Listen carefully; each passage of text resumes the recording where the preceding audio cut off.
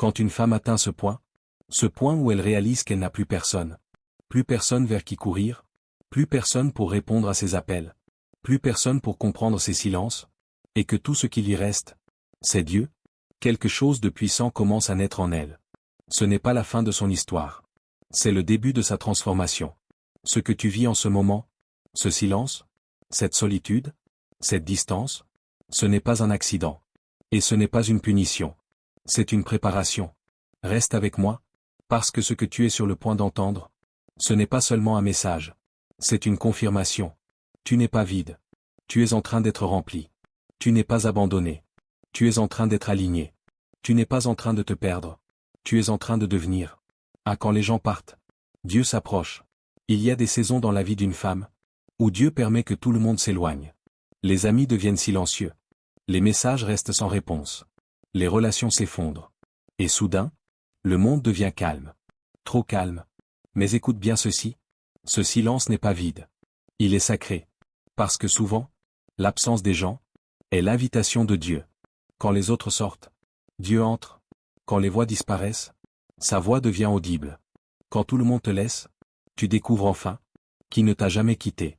Ce n'est pas un rejet. C'est un réalignement. Dieu ne t'enlève pas les gens pour te détruire. Il te les enlève pour se révéler. 2. Quand le bruit s'arrête, tu entends enfin Dieu.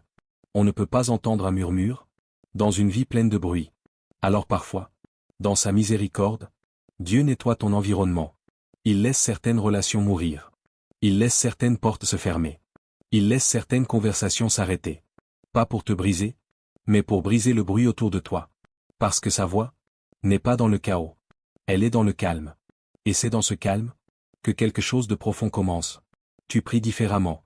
Pas par habitude, mais par nécessité. Tu cherches Dieu, non pas parce que tu dois, mais parce que tu n'as plus d'autre option. Et c'est là que la transformation commence vraiment. 3. Dieu enlève les béquilles pour t'apprendre à tenir debout. Pendant longtemps, tu t'es appuyé sur les gens. Leur validation, leur présence, leur amour. Mais une femme qui dépend toujours des autres ne découvre jamais sa vraie force. Alors Dieu intervient. Il enlève les béquilles. Pas pour te faire tomber, mais pour t'apprendre à marcher seul. Il enlève le confort. Il enlève les illusions. Il enlève les sécurités humaines. Et ça fait mal. Mais écoute bien. Ce que tu appelles perte, Dieu l'appelle libération. Parce que quand tout s'effondre, tu découvres enfin que Dieu suffit. 4. La douleur devient ton professeur. La douleur n'est pas ton ennemi. Elle est ton enseignante. Elle t'apprend ce que le confort ne pourra jamais t'enseigner. Elle te pousse à prier plus profondément.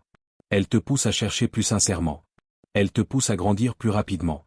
Certaines versions de toi ne peuvent naître qu'à travers la douleur. Oui, ça fait mal. Mais ce n'est pas pour te détruire. C'est pour te transformer. Ta douleur d'aujourd'hui est en train de produire ta force de demain. 5. Tu redécouvres qui tu es vraiment.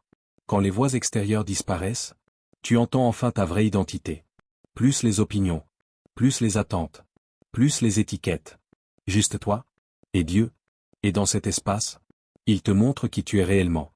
Pas ce que les gens ont dit que tu étais. Pas ce que les circonstances ont fait de toi. Mais qui tu es, à ses yeux. Tu n'es pas rejeté. Tu es choisi. Tu n'es pas brisé. Tu es en train d'être reconstruite. Tu n'es pas trop.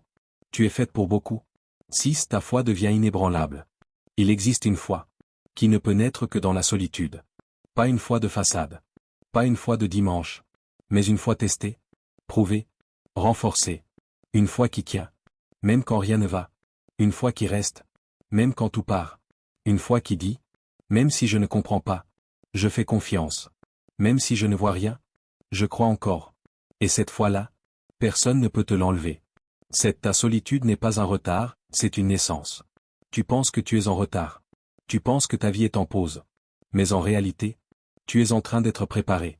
Ce que Dieu fait en toi, dans le secret, est trop précieux pour être exposé trop tôt. Certaines choses doivent grandir dans le silence. Certaines bénédictions doivent être protégées. Tu n'es pas oublié. Tu es en incubation.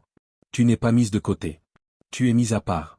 Si tu t'es senti seul, si tu as pleuré en silence, si tu t'es demandé si Dieu te voyait encore, écoute ceci. Tu n'es pas derrière. Tu es en train d'être construite. Tu n'es pas en train de casser. Tu es en train de devenir. Quand une femme n'a plus que Dieu, elle ne s'affaiblit pas. Elle devient dangereuse. Elle devient forte. Elle devient claire. Elle devient alignée. Et quand elle sort de cette saison, elle ne sera plus la même. Elle sera plus solide, plus profonde, plus ancrée, inarrêtable. Si ce message t'a parlé, écris ceci dans les commentaires. Je suis caché, mais je suis en train de devenir. Et n'oublie pas, ce que tu vis maintenant, n'est pas la fin. C'est le commencement.